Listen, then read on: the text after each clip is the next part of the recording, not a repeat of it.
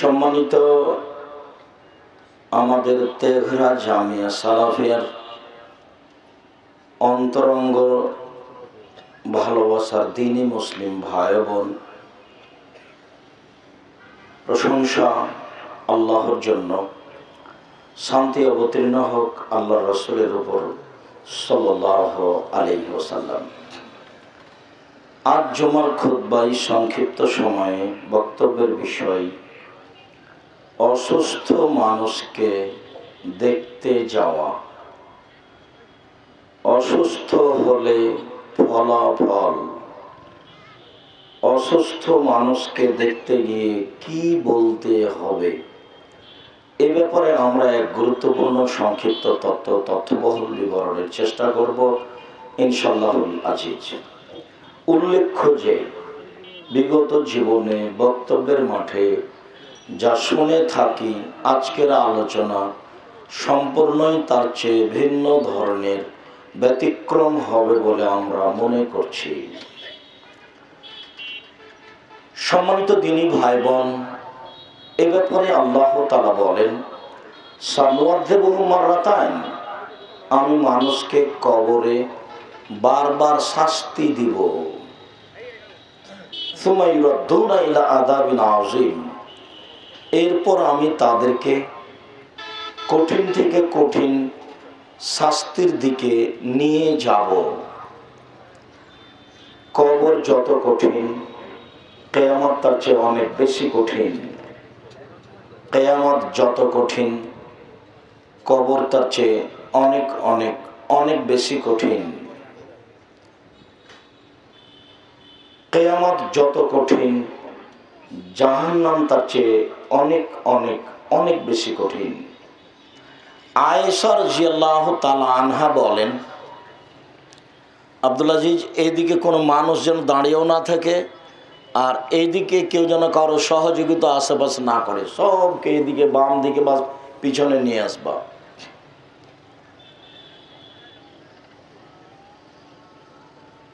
আয়েশা রাদিয়াল্লাহু তাআলা আনহা বলেন, আল্লাহর নবী সালাম ফিরার পূর্বে, সলাতে সালাম ফিরার পূর্বে এই দোয়াটি না পড়ে কোনোদিন সালাম ফিরেছেন তা এমন ঘটেনি। তার মানে প্রত্যেক দিন সালাম ফিরার পূর্বে তিনি এই দোয়াটা পড়তেন। সেই দোয়াটা দোয়ায়ে মাসুরার দ্বিতীয় অংশ। সেটা হলো এই, তিনি সালাম ফিরার পূর্বে বলতেন, আল্লাহুম্মা ইন্নী আউযু বিকা মিন আযাবি জাহান্নাম, আল্লাহ তুমি আমাকে জাহান্নামের শাস্তি থেকে বাঁচাও। ওয়া আউযু বিকা মিন আযাবিল কবর, তুমি আমাকে কবরের শাস্তি থেকে বাঁচাও। ওয়া আউযু বিকা মিন ফিতনাতিল মাসীহিদ দাজ্জাল, তুমি আমাকে দাজ্জালের ফিতনা থেকে বাঁচাও।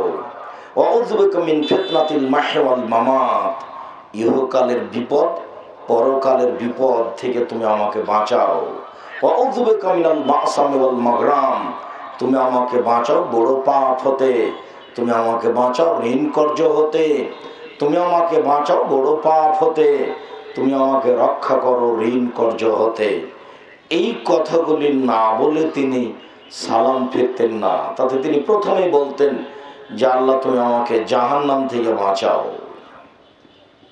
তারপরে বলতেন কবর থেকে বাঁচাও। মানে কবর যত কঠিন, কিয়ামত তার চেয়ে অনেক বেশি কঠিন।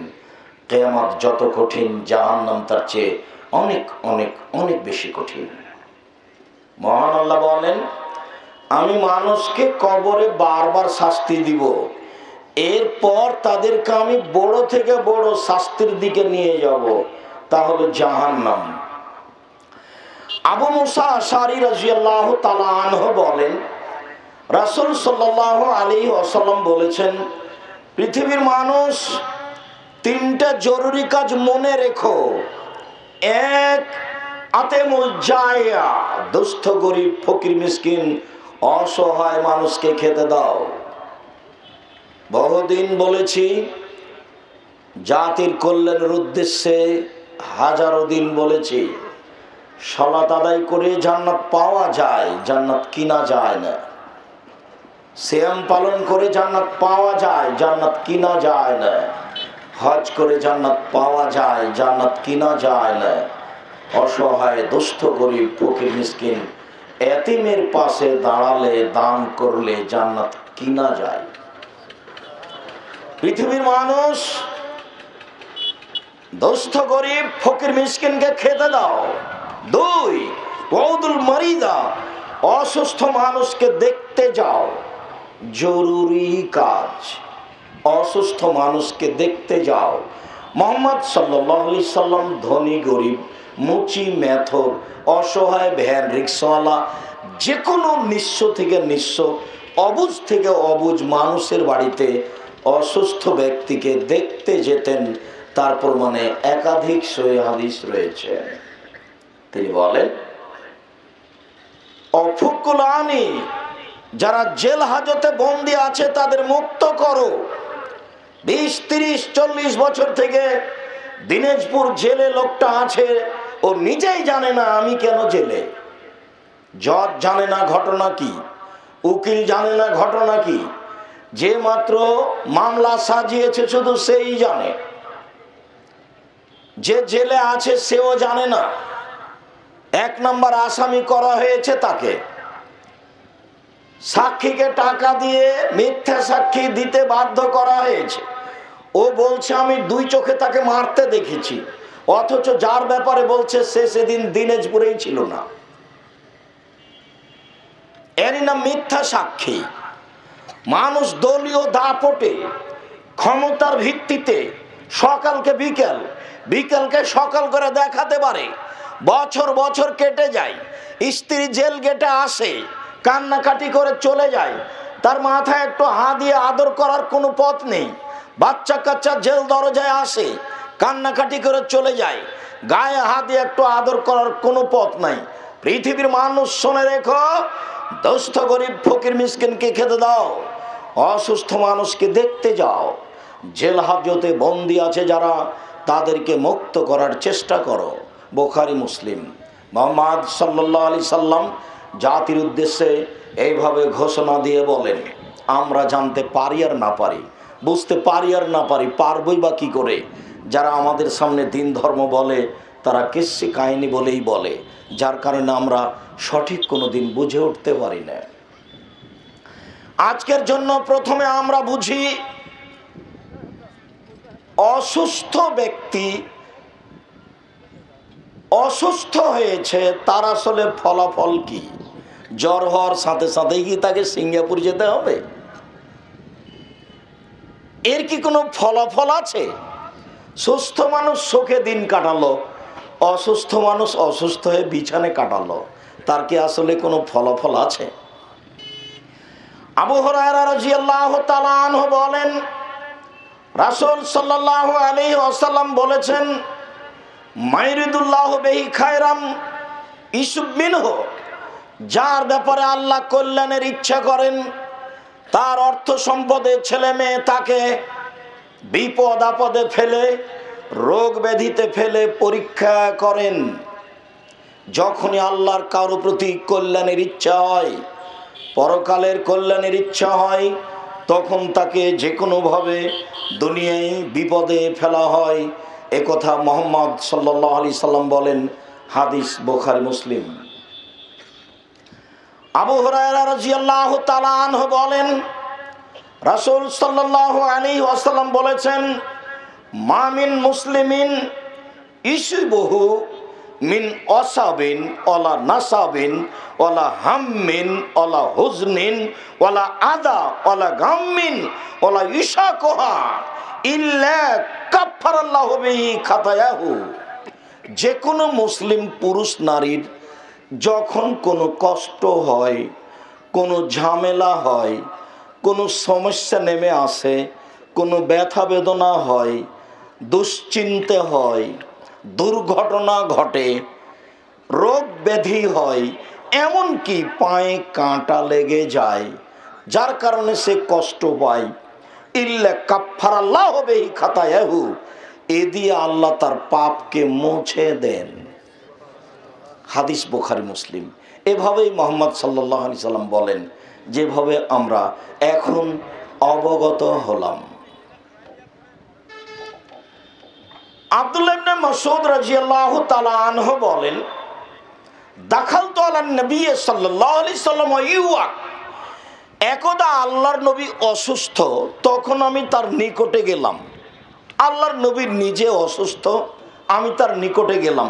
ফামাসাসতুহু বিয়াদি, আমি আমার হাত দিয়ে তার শরীরটা একটু বলিয়ে দিলাম, শরীরটা একটু মুছে দিলাম, দিয়ে আমি বলছি, ইন্নাকা লা তুআকু ওয়াকান শাদীদা, আপনার গায়ে খুব জ্বর, ওয়াকান শাদীদা, খুব জ্বর। তখন আল্লাহ রাসূল বলছেন, আজাল, হ্যাঁ, ইন্নী উআকু কামা ইয়াকু রাজুলান মিনকুম, তোমাদের দুইজনের গায়ে যত জ্বর হয় আমার একার তত জ্বর। এই হাদিসের মধ্যে আর একটা কথা ঢোকাই, তাহলে কতটা স্পষ্ট হবে। এই হাদিস এখনো শেষ হয়নি। আবু হুরায়রা রাদিয়াল্লাহু তাআলা আনহু বলেন,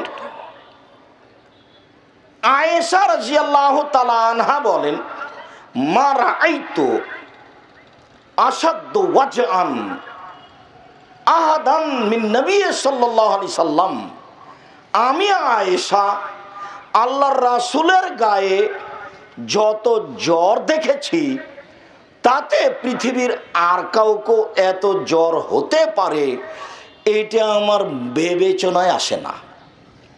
মনে হচ্ছে যেন আমার উরু রান জ্বরের তাপে ফেটে যাবে। আবার তিনি বলেন, মাতা রাসূলুল্লাহ সাল্লাল্লাহু আলাইহি ওয়াসাল্লাম বাইনা হাকে নাতি ও জাকে নাতি, আল্লাহর নবী যখন ইন্তেকাল করেন তখন তিনি আমার বুক ও চিবুকের মাঝে ছিলেন, থুতনির নিচে তিনি ছিলেন, আমার বুকের সাথে হেলান দিয়েছিলেন, আমার কোলে ছিলেন। আমি তার মুখের দিকে বাস্তব তাকিয়ে আছি। লা আক্রাহ মিন বাদিহি আসাদ্দ সিত্তান, আমি রাসূলের পরে আর কারো অসুখ বিসুখ দেখে খারাপ মনে করতাম না। খুব অসুখ হলে আমি মনে করতাম মনে হয় লোকটা খারাপ, যা আমরা মনে করি। তো আমিও সেটা মনে করতাম। আল্লাহর নবীর গায়ে এই জ্বর দেখে আমি পরবর্তীতে আর এমনটা কোনোদিন মনে করিনি। মনে হচ্ছে যেন আমার উরুরান ফেটে যাবে তার গায়ের জ্বরের তাপে। তিনি একথাও বলছেন যে পাশে একটা বাটি ছিল, বাটিতে পানি ছিল, তিনি বারবার পানিতে হাত ডুবিয়ে হাতটা তার নিজের গায়ে মুছে দিচ্ছিলেন। এইভাবে দৃশ্য ঘটছিল। ঘটতে ঘটতে শেষ মুহূর্ত তিনি হাতটা বাটির মধ্যে দিলেন, ভিজে হাত উঠাতে গেলেন, হাতটা থরথর করে একটু কাঁপছে, হাতে শক্তি নেই এরকম মনে হলো। মুখ পর্যন্ত হাতটা আসলো না, আবার হাতটা নিচে পড়ে গেল। তখন তিনি বললেন, আল্লাহুম্মা গফিরলি ওয়ারহামনি ওয়ালহিকনি বিল রাফিকিল আলা, আল্লাহ তুমি আমাকে ক্ষমা করো, আমার প্রতি দয়া করো, উচ্চ সম্মানী মানুষ যারা তাদের সাথে আমাকে মিলিয়ে দাও। এই কথা মুহাম্মদ সাল্লাল্লাহু আলাইহি সাল্লাম বললেন। আয়েশা রাদিয়াল্লাহু তাআলা আনহা বলেন, তিনি তার গায়ের জ্বরের কথা বলছিলেন। হাদিসের মধ্যে ঢুকেছিলাম, আবার আসি। হ্যাঁ, আমার গায়ে জ্বর হয় তোমাদের দুইজনের সমান। তখন আমি বললাম, বলে আন্নালাকা আজরাইনে, তাহলে তো আপনার ডবল নেকি হয়। তারা আজাল, তিনি বললেন হ্যাঁ। এই কথা বলার পরে তিনি বলছেন, মনে রেখো, মা মিন রাজুলিন মা মিন মুসলিমিন ইশবহু আদা মিন মারাদিন ফিমা সেওয়াহু, যে কোনো মুসলিম পুরুষ নারী যে কোনো অসুখ বিসুখ, যে কোনো সমস্যা, যে কোনো বালা মুসিবত যখন তার হয়, গায়ে জ্বর হয়, ইল্লা কাফফারাল্লাহু বিহি খাতায়াহু, এই দিয়ে আল্লাহ তার পাপকে মিটিয়ে দেন। এই কথা বলার পরে আবার বলছেন, কামা তাউত্তু শাজারাতু ওরাকাহা, গাছ যেমন বয়স শেষ হয়ে গেলে, সময় শেষ হয়ে গেলে তার গাছের পাতাকে টপ টপ টপ টপ করে ঝরাতে থাকে। জ্বর মানুষের গায়ের মানুষের পাপকে এইভাবে ঝরাতে থাকে। মানুষের অসুখ, জ্বর, ব্যাধি, বালা মুসিবত এইভাবে তার পাপকে ঝরাতে থাকে। গাছ যেমন তার পাতাকে শেষ বয়সে টপ টপ করে ঝরাতে থাকে। হাদিস বুখারী মুসলিম। এ কথা মুহাম্মদ সাল্লাল্লাহু আলাইহি সাল্লাম বলেন। আবু হুরায়রা রাদিয়াল্লাহু তাআলা আনহু বলেন, দাখালা রাসূলুল্লাহ সাল্লাল্লাহু আলাইহি সাল্লাম ওয়ালা উম্মি সাইব, আল্লাহর নবী একজন মহিলা মানুষকে দেখতে গেলেন। আল্লাহর নবী মহিলা মানুষের খবর নিতে যেতেন। হাদিস বুখারী মুসলিম। আল্লাহর নবী একদিন এক মহিলা মানুষকে দেখতে গেলেন। দেখতে গিয়ে বলছেন, মালাকে তুজাবজাফিনা, আরে তোমার কি হয়েছে, তুমি থরথর করে কাঁপছো কেন এত? তখন মহিলা বলছে, হুম্মা আলাইয়া বারাকাল্লাহু ফিহি, আল্লাহ রাসূল আমার গায়ে খুব জ্বর, এতে যেন আল্লাহ বরকত না দেয়। আমার গায়ে খুব জ্বর, এই জ্বরে যেন আল্লাহ বরকত না দেয়। তখন আল্লাহ রাসূল বলছেন, লা তাসবিল হুম্মা, জ্বরকে গালি দিও না, ছি ছি ছি ছি ছি, জ্বরকে গালি দিও না। শোনো, জ্বরকে গালি দিও না। ফাইন্নাহা তুযহিবু খাতায় বানি আদম কামা ইযহিবু কিরো খাবাসাল হাদিদে, কামারের ভাটি, কর্মকারের হাপড়, লোহা স্বর্ণ চাঁদির ময়লাকে যেভাবে দূর করে দেয়, মানুষের জ্বর তার পাপকে সেভাবে দূর করে দেয়। হাদিস বুখারী মুসলিম। কি বিবেচনা আছে আমাদের কাছে! এইভাবে আল্লাহ রাসূল বলেছেন। এইভাবে হাদিসগুলি 1450 বছর থেকে হাদিস গ্রন্থে পড়ে আছে। গালি দিও না। আদম সন্তানের জ্বর তার পাপকে ওইভাবে ঝরিয়ে দেয়, কামারের ভাটিতে আগুনে লোহা দিলে, চাঁদি দিলে, স্বর্ণ দিলে ওর গায়ে যে ময়লা আছে সেইটা যেভাবে ঝরে যায়, জ্বর হলে মানুষের পাপ সেইভাবে ঝরে যায়। এ কথা মুহাম্মদ সাল্লাল্লাহু আলাইহি সাল্লাম বলেন। হাদিস বুখারী মুসলিম। আবু সাঈদ খুদরি রাদিয়াল্লাহু তাআলা আনহু বলেন, রাসূল সাল্লাল্লাহু আলাইহি সাল্লামকে জিজ্ঞাসা করা হলো, আয়ুন নাসা সাদ্দু বালান, আল্লাহর নবী একটু বলেন তো সবচেয়ে রোগ ব্যাধি, অসুখ বিসুখ, বালা মুসিবত, সমস্যা কার উপরে নেমে আসে? সে কে যার উপরে সবচেয়ে বেশি আসে? তখন আল্লাহ রাসূল বললেন, আল আম্বিয়া, নবীগণের উপর। এটা হলো প্রথম উত্তর, নবীগণের উপর। ইব্রাহিম আলাইহিস সালামের মতো একটা মানুষকে আগুনে ফেলতে হবে? আল্লাহর এত ঠেকা বেঁধেছে? ইব্রাহিম আলাইহিস সালামের মতো একটা মানুষকে, এই দুধের বাচ্চা, সুন্দর টকটকে ঝকঝকে বাচ্চাটাকে কুরবানি করা লাগবে? আল্লাহর এত ঠেকা বেঁধেছে? ইব্রাহিম আলাইহিস সালামের মতো একটা এত বড় মানুষ, পৃথিবীর দ্বিতীয় মহামানব, যার ব্যাপারে রাসূল সাল্লাল্লাহু আলাইহি সাল্লাম নিজেই অনেকখানি পিছনে, যদিও বিচারের মাঠে তিনি সব সময় বড়। এরপরেও যখন জিবরাইল বলবেন সপ্তম আকাশের উপরে গিয়ে, হুয়া ইব্রাহিম হুয়া আবুকা ফাসাল্লিম আলাইহি, ইনি ইব্রাহিম, ইনি আপনার বাপ, আপনি তাকে সালাম দেন। তখন আমাদের নবী একটু আগিয়ে গিয়ে বলবেন, আসসালামু আলাইকুম ইয়া আবি, আব্বা আপনাকে সালাম। আপনি কি মনে করেন ইনি ইব্রাহিম? তখন ইব্রাহিম আলাইহিস সালাম বললেন, ওয়া আলাইকা সালাম ইয়া ইবনি সাবিয় নবী ও সালেহুন নবী, ও আমার সৎ ছেলে, ও আমার সৎ নবী, তোমাকেও সালাম। যখন বলছেন আব্বা আপনাকে সালাম, তখন তিনি বলছেন, ও আমার সৎ ছেলে, তোমাকেও সালাম। ছেলের সাথে সৎ শব্দটা লাগানো আছে। ও আমার সৎ ছেলে, তোমাকেও সালাম। আব্বা আপনাকে সালাম, তখন বলছেন, ও আমার সৎ ছেলে, তোমাকে সালাম। কেমন লাগলো বিষয়টা দেখেন তো। হাদিস বুখারী মুসলিম। পৃথিবীর এত বড় মানুষ রাস্তা দিয়ে যাচ্ছেন, স্ত্রীকে একজন স্বৈরাচারী শাসকের কাছে পাঠিয়ে দিতে হলো, সারা তুমি যাও, স্বৈরাচারী শাসক তোমাকে ডেকে পাঠিয়েছে। উনি জানেন না যে তার স্ত্রীর সাথে কী আচরণ করবে? ঠেকানোর কোনো পথ নেই। দেখি আল্লাহ কী রহমতে ঠেকান। এত বড় বিপদে ফেলার কি প্রয়োজন? ঠেকা বেঁধেছে? জি না। ইমান বেশি, যার কারণে একটার পর একটা নেমে আসছে।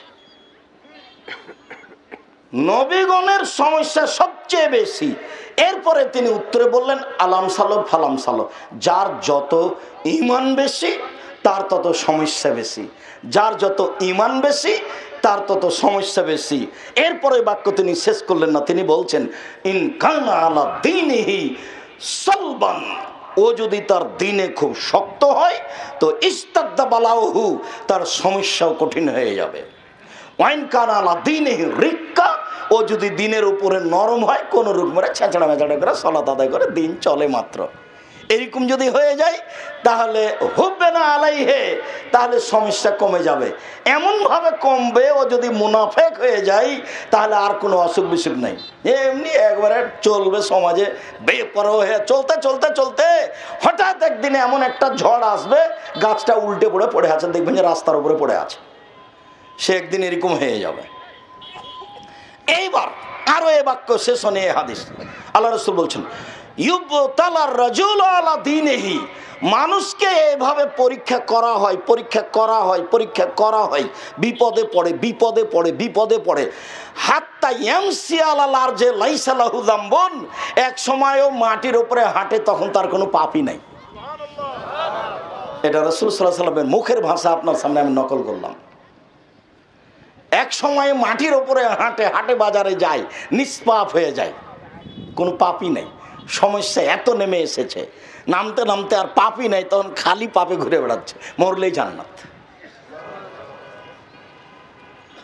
আবু হুরায়রা রাদিয়াল্লাহু তাআলা আনহু বলেন রাসূল সাল্লাল্লাহু আলাইহি সাল্লাম বলেছেন লা ইয়াজালুল বালাউ বিল মুমিনি ওয়াল মুমিনা, মোমেন পুরুষ নারীর উপরে বালা মুসিবত থাকে থাকে থাকে থাকতে থাকতে থাকতে এমন হয়ে যায় যে ইয়ালকাল্লাহ লাইসা লাহু যামবুন, আল্লাহর কাছে চলে যায়, তখন তার কোনো আর পাপই থাকে না।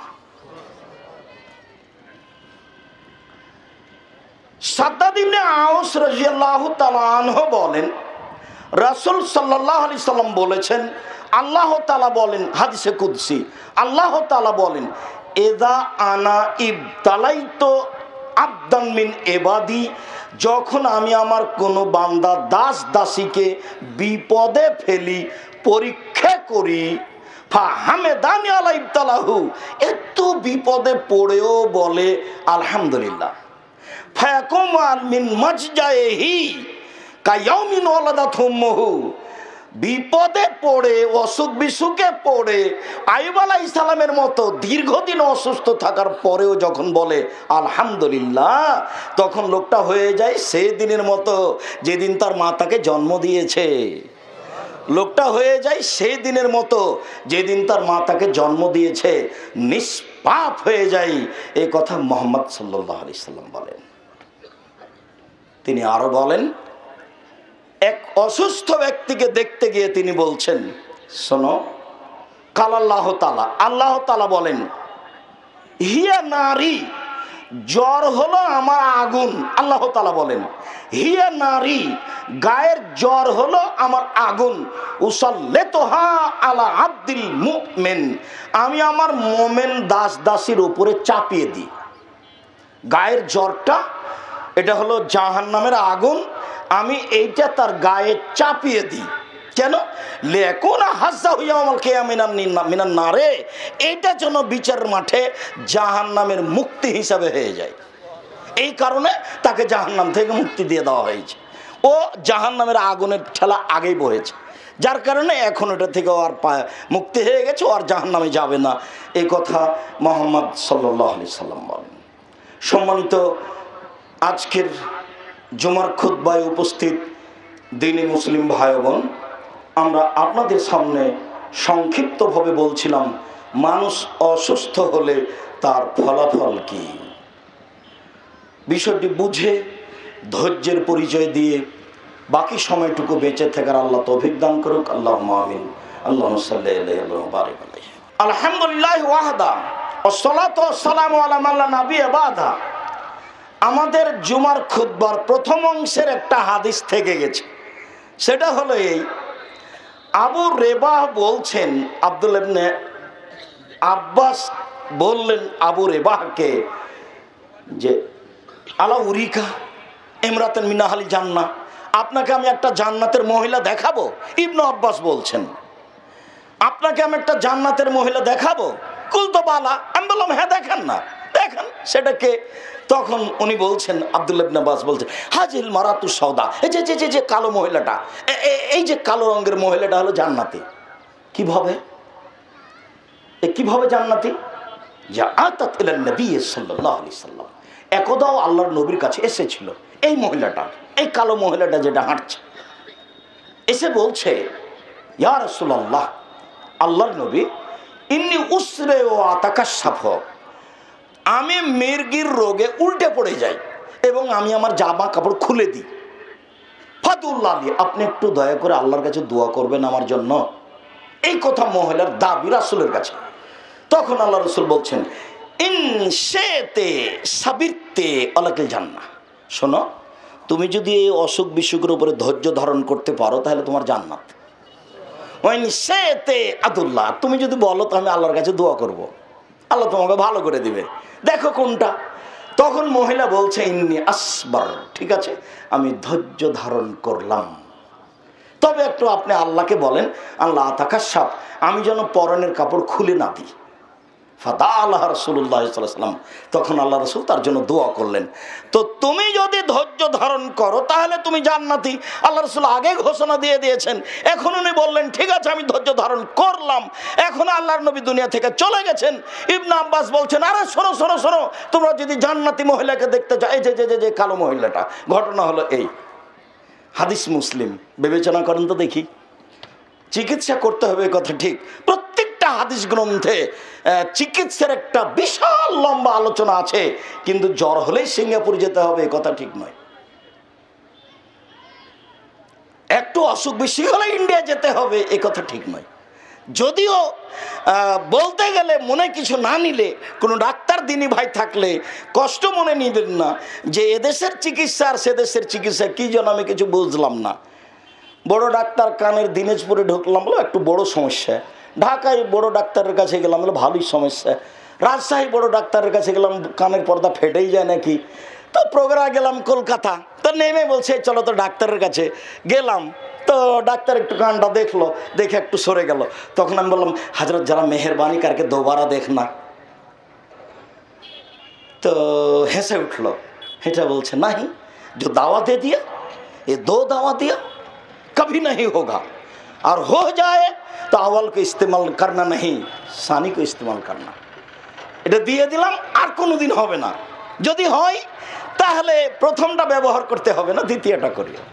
2 দিন দেওয়ার পর আর নাই, ঘুরতে ঘুরতে কতদিন ঘুরলাম, এই হলো ঘটনা। আল্লাহই ভালো জানে। সম্মানিত দিনী ভাই বোন, বলছিলাম অসুস্থ হলেই চিকিৎসা নিতে হবে তাড়াতাড়ি এ কথা নয়, নিতে হবে এ কথা ঠিক, না নেওয়াই ভালো এটাও ঠিক।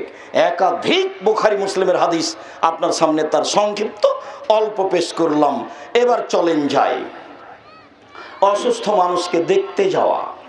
আবু হুরায়রা রাদিয়াল্লাহু তাআলা আনহু বলেন, রাসূল সাল্লাল্লাহু আলাইহি সাল্লাম বলেছেন, পৃথিবীর মানুষ মনে রেখো, লিল মুসলিম আলাল মুসলিম সিত্ত খেসালিন, 6টা জিনিস মুসলমানকে জিম্মেদারি হিসেবে দায়িত্ব পালন করতে হবে জরুরি ভাবে।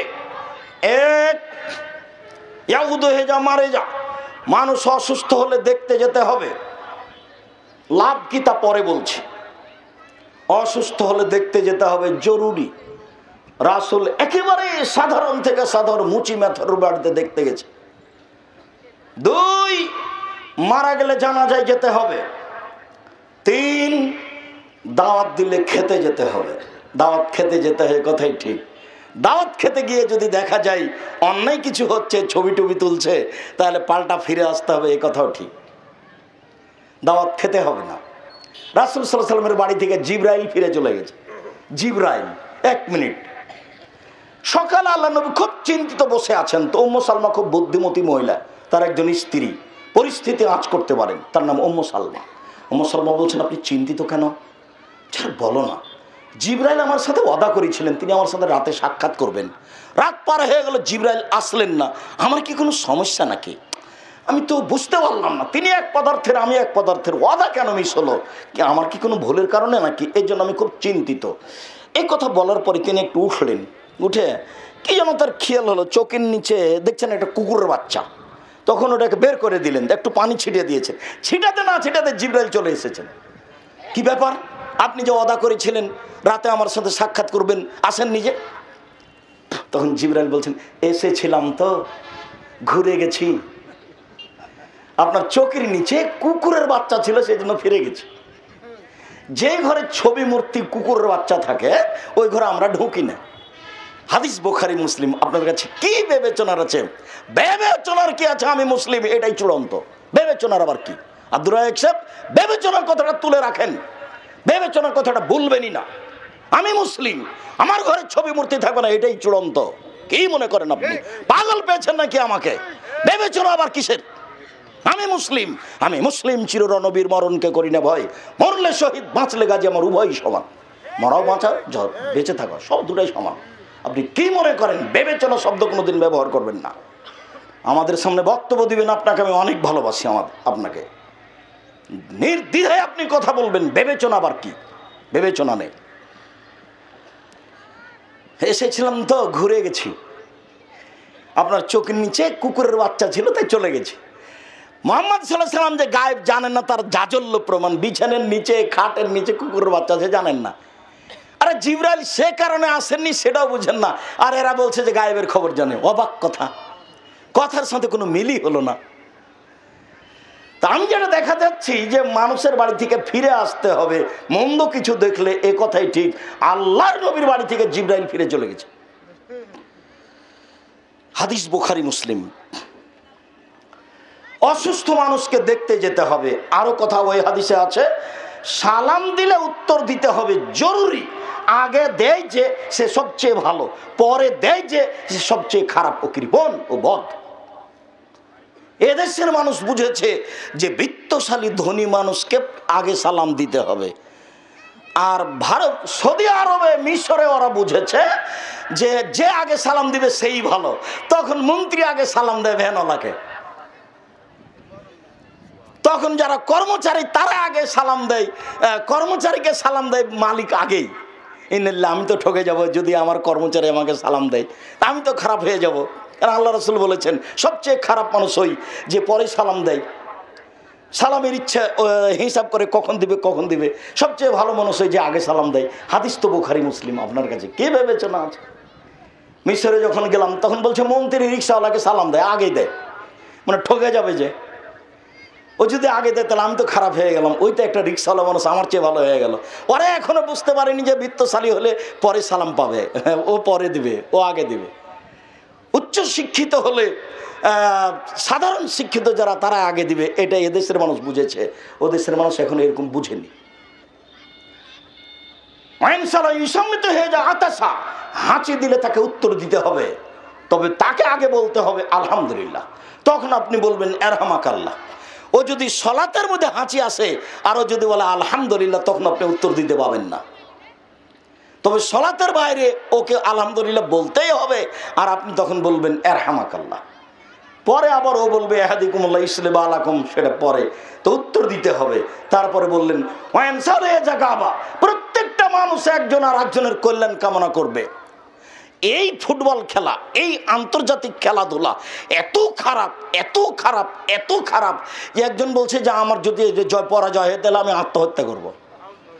আরো বলছে যে এটা হয় তাহলে আমি গরু জবাই করব। আর ওখানে আপনার ওই মাগুরাতে ও 7.5 কিলোমিটার লম্বা পতাকা দিয়েছে, আর ফেনীতে দিয়েছে 4.5 কিলোমিটার। এরা পশু প্রাণী হয়েছে, এরা কুকুর শ্রীগাল হয়েছে, গরু ছাগল হয়েছে। এই বিষয়ে আলোচনা পরে, যেখানে রাত্রে আলোচনা আছে সেখানে। এখানে এতটুকু কথা থাকলো যে কিয়ামত পর্যন্ত চ্যালেঞ্জ থাকলে যে কোনো মায়ের বেটা যারা মাটির উপরে আছে, আসমানের নিচে, আমি বলেছি এই খেলার গল্প যেখানে চলে সেখানে বসে থাকাও হারাম। ফেস্টনে দেখা তো বহু দূরের কথা। এই খেলার গল্প যেখানে চলে সেখানে বসে থাকাও হারাম, এর দেখা তো বহু দূরের কথা। এটা সবচেয়ে বড় জুয়া, এটা সবচেয়ে বড় জুয়া, এটা সবচেয়ে বড় জুয়া। বিলিয়ন বিলিয়ন ডলারের পিছনে খরচ আছে। কোটি কোটি মানুষ হাততালি দিচ্ছে, যা ইহুদি খ্রিস্টানদের কাজ, একেবারেই হারাম। কোটি কোটি টাকার ফেস্টন আছে, কোটি কোটি টাকার আপনার আছে, পতাকা আছে, নারী পুরুষ কোটি কোটি টাকার খরচ, আপনার টিভি ব্যবহার আছে, আর মানুষ পশু প্রাণী হয়ে গেছে, অন্ধভাবে কাজ বাদ দিয়ে ছুটে বেড়াচ্ছে, সবাই হাত তুলে দিচ্ছে ইহুদি খ্রিস্টানদের কাজ। পরে কথা এই বিষয়ে রাসূল সাল্লাল্লাহু আলাইহি সাল্লাম বলেন, মামিন মুসলিমিন ইয়াউদ মুসলিমান, যে কোনো পুরুষ যে কোনো নারী কোনো অসুস্থ মানুষকে যদি দেখতে যায়, সকালে যদি দেখতে যায়, তাহলে সন্ধ্যা পর্যন্ত 70,000 ফেরেশতা তার জন্য ক্ষমা চায়। সন্ধ্যায় যদি যায় তাহলে 70,000 ফেরেশতা বলে, আল্লাহ লোকটা ভালো কাজ করেছে, তুমি তাকে ক্ষমা করে দাও, লোকটা ভালো কাজ করেছে, তুমি তাকে ক্ষমা করে দাও।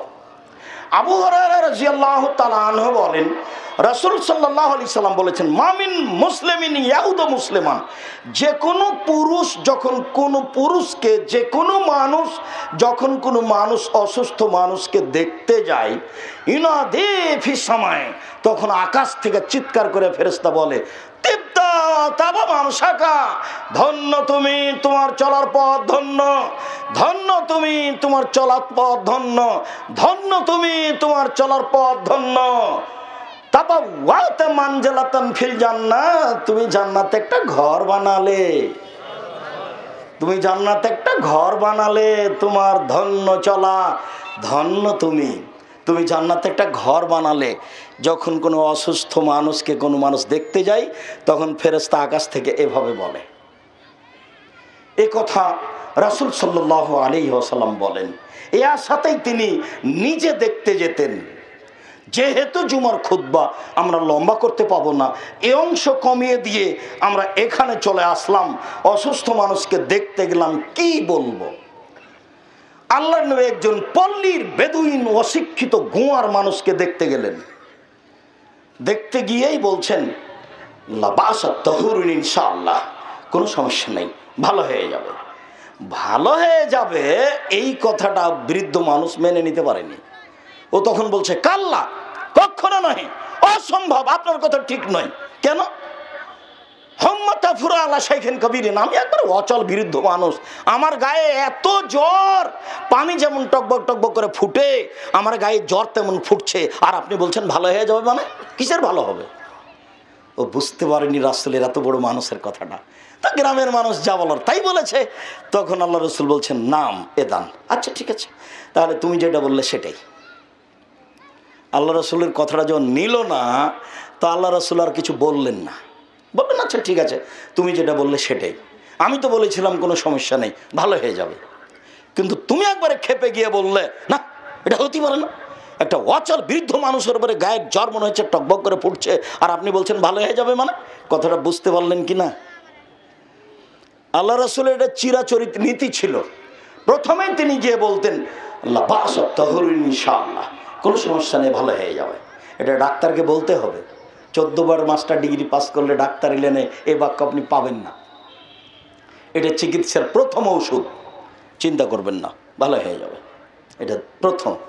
দ্বিতীয় হলো এই, আয়েশা রাদিয়াল্লাহু তাআলা আনহা বলেন, যে কোনো অসুস্থ মানুষ যখন রাসূলের কাছে আসতো বা তিনি যেতেন, তিনি বলতেন, আচ্ছা বাস, আল্লাহ তুমি রোগ দূর করো, আনতা শাফি রব্বান নাস, তুমি তো হচ্ছ মানুষের প্রতিপালক, ওয়াসফে, তুমি রোগ দূর করো, আনতা সাফি, তুমি তো রোগ দূর করার মালিক, লা শেফা, কোনো আরোগ্য নেই, ইল্লা শেফাউকা শেফান, তোমার আরোগ্যই চূড়ান্ত, লা ইগাদুরু সাকামা, এমন ভাবে আরোগ্য দাও যাতে এর কোনো রোগী না থাকে। এভাবে তিনি বলতেন, এবং ওই সময়ে গায়ে তিনি হাতে ভাবে বুলাতেন, আজমিল বাস রব্বান নাস অশফে আনতা শাফি লা শিফা ইল্লা শিফাউকা শিফাউন লা ইয়াদুরু সাকামা। আয়েশা রাদিয়াল্লাহু তাআলা আনহা বলেন, যখনই কোনো মানুষ তার রোগ ব্যাধির কথা বলতো, তখন আল্লাহ রাসূল বলতেন, বিসমিল্লাহি তুরবাতু আরজনা, আল্লাহর নামে বলছি, আমাদের জমিনের মাটি, বেরিকাতে বাজে না আমাদের কারো মুখের থুথু, লিশফা সাকিমনা, আমাদের অসুস্থ ব্যক্তিকে আরোগ্য দেওয়া হোক, বেইজনে রব্বেনা, আমাদের প্রতিপালকের অনুমতিতে। অসুস্থ মানুষের গায়ে হাত দিয়ে আল্লাহর নবী এটা পড়তেন। আয়েশা রাদিয়াল্লাহু তাআলা আনহা বলেন, তার বাড়িতে যে কোনো মানুষ অসুস্থ হোক এবং নিজেও তিনি যখন অসুস্থ হতেন তখন ফালাকার নাস পড়তেন আর নিজের গায়ে এভাবে হাত বোলাতেন। অসুস্থ ব্যক্তির গায়ে হাত বোলাতেন আর ফালাকার নাস পড়তেন আর ফোঁক দিতেন। আব্দুর রাজ্জাক সাহেব এতক্ষণ একটা সহজ দোয়া বলেছেন, এতক্ষণ পর্যন্ত কি যে বললেন। যাই বলি, এবার তো সহজ বলেছি, তো এটাই থাক, আরগুলো মুখস্থ করতে হবে না, এটাই থাক ফালাকার নাস। ওর গায়ে হাত দিবেন, বাচ্চা চিল্লাচ্ছে কাঁদছে, কোনো ওষুধ নাই, এটা সবচেয়ে বড় ওষুধ। পড়বেন আর ফোঁক দিবেন, ফালাকার নাস পড়বেন আর ফোঁক দিবেন। এই 2-3 বার নয়, 5-10 মিনিট, 15 মিনিট, আধা ঘন্টা। আবু সাইদ খুদরি রাদিয়াল্লাহু তাআলা আনহু বলেন, আল্লাহর নবীর কাছে একটা লোক এসে বলছে যে আমার শরীরে খুব ব্যথা। তখন আল্লাহ রাসূল বলছেন, আচ্ছা ঠিক আছে, যায়দাকা আলাল্লাযী ইয়ালামু ফি জাসাদিকা, যেখানে তুমি ব্যথা বুঝছো সেখানে তোমার হাতটা রাখো, তো এভাবে রাখো, রেখে বলো বিসমিল্লাহ বিসমিল্লাহ বিসমিল্লাহ 3 বার বলো। তারপরে বলো আউযু বিইজ্জাতিল্লাহি ওয়া কুদরাতিহি মিন শাররি মা জাদা ওয়া হাজারা, আমি আল্লাহর ক্ষমতা দিয়ে, তার ইজ্জত দিয়ে আমি বাঁচতে চাচ্ছি ওই অসুবিধা হতে যেটা আমি আঁচ করছি, ওই ব্যথা হতে যার আমি আশঙ্কা মনে করছি কি যেন হয়। সাহেব বলছেন আমি করলাম এটা 7 বার বললাম, বিসমিল্লাহ 3 বার আর এটা 7 বার, তারপর দেখি ব্যথাটা নেই। হাদিস বুখারী মুসলিম। আবু মুসা আশআরী রাদিয়াল্লাহু তাআলা আনহু বলেন যে জিবরাইল আমার কাছে আসলেন, মুহাম্মদ সাল্লাল্লাহু আলাইহি ওয়াসাল্লাম বলছেন, আমার কাছে এসে বলছেন আপনি অসুস্থতার কথা বলেছেন তাই না? হ্যাঁ জি, আমি অসুস্থতার কথা বলেছি। আচ্ছা ঠিক আছে, এবার জিবরাইল দোয়া পড়ছেন, বিসমিল্লাহি আরকিকা মিন কুল্লি শাইইন ইউযিকা, আল্লাহর নামে আপনার উপর আমি মন্ত্র পড়ছি, আল্লাহ আপনাকে মুক্তি দিবেন। মিন শাররি কুল্লি নাফসিন আইনিন হাসিদিন, সব অনিষ্ট হতে এবং খারাপ দৃষ্টি হতে, বদ নজর হতে আল্লাহ আপনাকে রক্ষা করবেন। বিসমিল্লাহি আরকিকা। রাসূল সাল্লাল্লাহু আলাইহি সাল্লামকে এই দোয়াটা পড়লেন পাশে বসে জিবরাইল আলাইহিস সালাম। এটাও বুখারী মুসলিমের হাদিস, যে কোনো দুয়ার বইয়ে পেয়ে যাবেন, আইনে রাসূল সাল্লাল্লাহু আলাইহি সাল্লামে তো পাওয়া যাবে।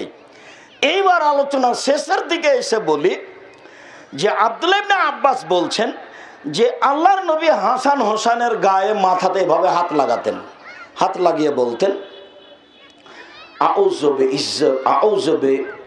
আউযু বিল্লাহি বিকালিমাতিল্লাহি তাম্মা মিন কুল্লি শাইতানিন ওয়াহাম্মা ওয়া মিন কুল্লি আইনিন লাম্মা। আউযু বিল্লাহি বিকালিমাতিল্লাহি তাম্মা, আল্লাহর কাছে আশ্রয় চাচ্ছে আল্লাহর পূর্ণ কালেমা দিয়ে। মিন কুল্লি শাইতানিন হাম্মা, সব শয়তান হতে এবং বিষাক্ত প্রাণীর বিষ হতে। অমিন কুল্লি আইনিন লাম্মা, এবং সর্ব ধরনের বদ নজর হতে। বদ নজর খুব খারাপ জিনিস। আপনি একটা ছেলেকে কোলে নিলেন, ছেলেটা খুব সুন্দর, ছেলেটা কত সুন্দর রে, একটু পরে ছেলে এমন পায়খানার পেশাব বমি করতে করতে একবার মরে যাবে, এর নাম বদনজর। হবেই, বদনজর খুব খারাপ। আপনার স্ত্রী আপনাকে বলছেন, জোহরের সলাতে বের হচ্ছেন, শোনো শোনো শোনো, দেখো মুরগির বাচ্চাগুলো কত সুন্দর, 13টা বাচ্চা সুন্দর সুন্দর হাঁটছে। তখন আপনি বললেন হ্যাঁ সেই তো খুবই ভালো লাগছে দেখে। এবার আপনি জোহরের সলাত আদায় করে বাড়িতে আসছেন, আপনার স্ত্রী বলছে আরে আর বলো না, একটা চিল এসে 3টে নিয়ে চলে গেল। আর আপনি বিকালে দেখবেন 5-7টা সবে অসুস্থ হয়ে গেছে, এর নাম বদনজর। আল্লাহ রাসূল বলছেন ভাগ্য ভেঙে দিতে পারে বদনজর, তাকদীর ভেঙে দিতে পারে, নষ্ট করে দিতে পারে। যেটা পৃথিবী সৃষ্টির 50,000 বছর পূর্বে লেখা হয়েছে, সেটাকে বদনজর ভেঙে দিতে চাই। বদনজর খুব খারাপ জিনিস। এই দোয়া পড়তে হবে। দিন রাত তো নাতি নাতনিকে আদর করছে, ও আমার দাদিমণি, ও আমার নানিমণি, ও আমার আব্বু, তো দোয়াটা কি মুখস্থ আছে? দাদিমণি নানিমণিকে নিয়ে, আব্বু আম্মুকে নিয়ে আগেই কপালে হাত দিয়ে বলতে হবে আউযু বিল্লাহি মিন কালিমাতিল্লাহি তাম্মা মিন কুল্লি শাইতানিন ওয়াহাম্মা ওয়া মিন কুল্লি আইনিন লাম্মা।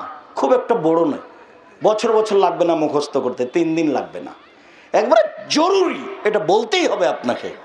কত নাতি নাতনি ছেলে মেয়ে আপনার কোলে আসছে, আদর করে নিচ্ছেন, কি বলেন, এমনিতে দিন কাটছে, তাহলে আমাদের জীবিকা নির্বাহ তেমন চলে না।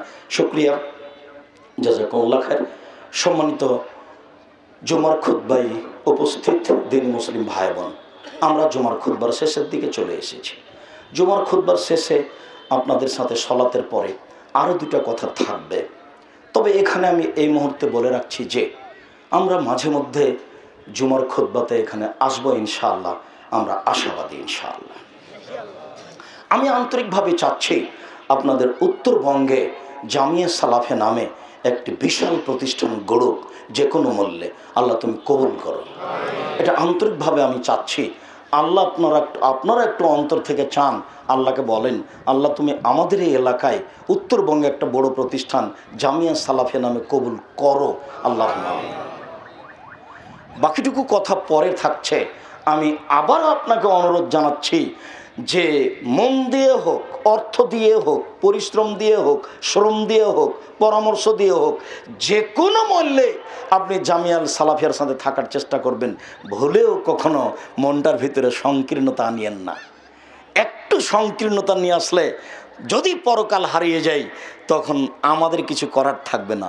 আপনি বিশ্বাস করেন আমি আব্দুর রাজ্জাক বিন ইউসুফ, আপনি বিশ্বাস করেন আমি আব্দুর রাজ্জাক বিন ইউসুফ, আল্লাহর কসম, আল্লাহর কসম, আল্লাহর কসম, জামিয়া সালাফের পিছনে আমার এক পয়সা সুবিধা প্রয়োজন আছে এটা আমি কোনোদিন প্রয়োজন মনে করিনি, এটা আমি কোনোদিন ভেবেও দেখিনি, এটা আমি কোনো ভাবিও না। আমি এখন দেউলিয়ার মধ্যে আছি। আমার বাপ যখন ছিলেন তখন একটু জমি জায়গা দেখে বলতেন যে এই অবস্থা, এই অবস্থা। আমার মা যখন ছিলেন তখন বলতেন তোর অবস্থা যা, তো মানুষের জমি জায়গা নিয়ে নেবে। এখন আমার মাও না, আমাকে কিছু বলেও না। আমি এখন এমনি আছি দুনিয়াতে, কোনো প্রকার স্বার্থ নিয়ে, সরিষা সম্পূর্ণ স্বার্থ নিয়ে আমি উত্তরবঙ্গে তেঘরা বিরল দিনাজপুর জামিয়া সালাফে আসিনি। আপনি অন্তরে দৃঢ়তা রেখে, অন্তরে জোরালোভাবে দৃঢ়তা রেখে জামিয়া সালাফের এক সরিষা সম পরিমাণ ত্রুটি হোক, ক্ষতি হোক, এরকম হিসাব নিকাশ করে 1 মিনিট চললে পরকালে কি হবে সে জবাব আমি দিতে পারবো না। আমি আপনাকে মূল্যায়ন করতে পারি আর না পারি। আপনি এখনই 5 লাখ টাকা দিলেন, একটু পরে আপনি আমাকে সালাম দিচ্ছেন, আমি আপনাকে বলতে পারি আপনি কে। এই উত্তর আপনি আমার কাছে কষ্ট নেবেন না। আপনি এর বিনিময়ে আপনি আল্লাহর কাছে নেন।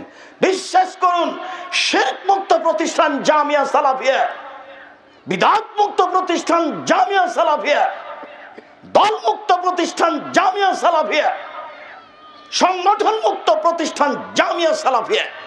জামিয়া সালাফে কাউকে উঠানো হয় না, নামানো হয় না। জামিয়া সালাফে দেশ বিদেশের আন্তর্জাতিক মানের যারা বড় বড় শিক্ষক, তারাই শিক্ষকতা করছে, করবে ইনশাল্লাহ। যেখানে একমাত্র লক্ষ্য উদ্দেশ্য থাকবে এদের ছেলে মেয়েকে বাংলা, ইংরেজি, আরবি উন্নত মানের শিক্ষা দিয়ে অন্যায়ের বিরুদ্ধে লড়তে হবে যে কোনো মূল্যে। মুখে কলমে মিডিয়ায় এটাই হচ্ছে মৌলিক লক্ষ্য।